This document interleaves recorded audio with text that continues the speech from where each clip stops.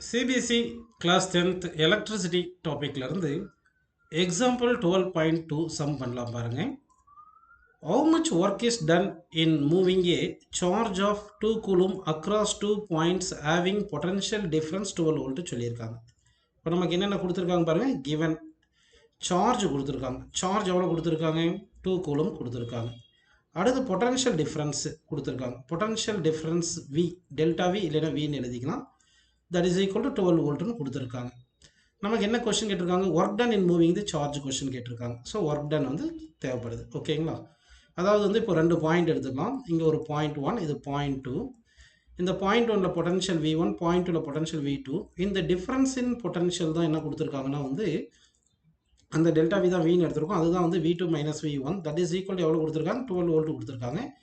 இப்போ ஒரு சார்ஜை வந்து நம்ம ஒரு பாயிண்ட்லேருந்து இன்னொரு பாயிண்ட் மூவ் பண்ணுறதுக்கு அகெயின்ஸ்ட் திஸ் பொட்டன்ஷியல் டிஃபரன்ஸ் வந்து ஒர்க் பண்ணணும். அந்த ஒர்க் டன் தான் கேட்டிருக்காங்கப்பா.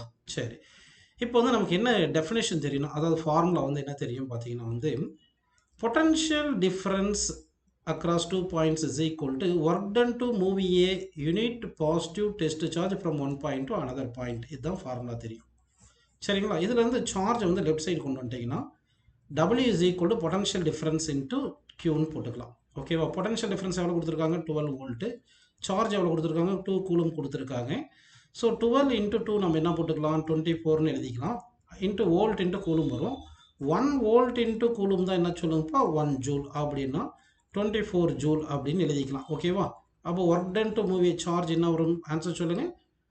24 ஜூல் இந்த கரெக்ட் ஆன்சர்னு எடுத்துக்கலாம்ப்பா.